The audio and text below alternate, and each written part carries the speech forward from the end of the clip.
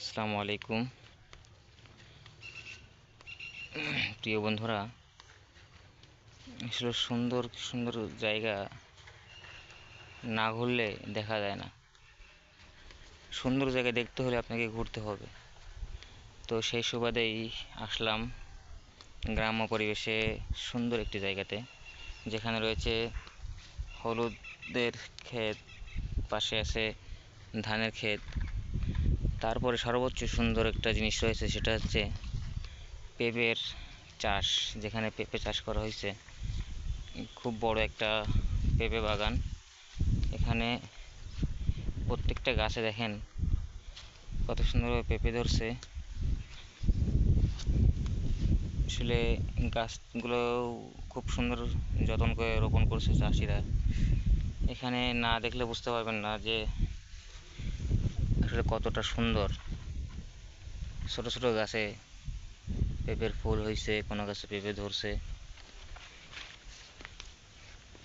আর পেঁপে এমন একটা খাবার, এমন একটা সবজি যেটাতে শুধু উপকার ছাড়া কোনো অপকারিতা নেই। পেঁপেতে কোনো ক্ষতিকারক জিনিস আছে বলে আমার মনে হয় না। আল্লাহর দান আসলেই আমরা ভোগ করি, কিন্তু আমরা আল্লাহর শুকরিয়া আদায় করি না। অনেক বড় একটা পেঁপে বাগান আসছে এখানে, দেখেন প্রচুর গাছ, প্রচুর। এখানে যদি পেঁপে উঠানো হয়, প্রত্যেক মাসে হয়তো বা একবার করে উঠাই। তো যখন পেঁপে উঠাই একবারে হয়তো বা 20-40 মন পেঁপে এখান থেকে উঠানো হয়। তারপর পাশে রয়েছে আরও খুব সুন্দর সুন্দর বাগান।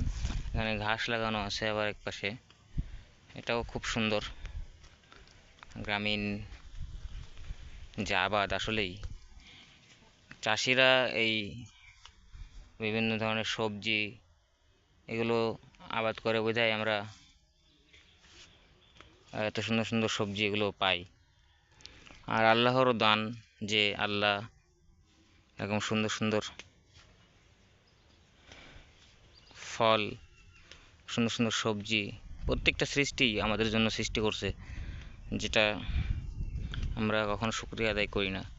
তো আসুন আমরা আল্লাহর শুকরিয়া আদায় করি এবং আল্লাহর নিয়ামত ভোগ করতেছি, সেজন্য সবসময় আল্লাহর ইবাদত, এগুলো বন্দেগী এগুলো করতে থাকি এবং আল্লাহর কাছে ক্ষমা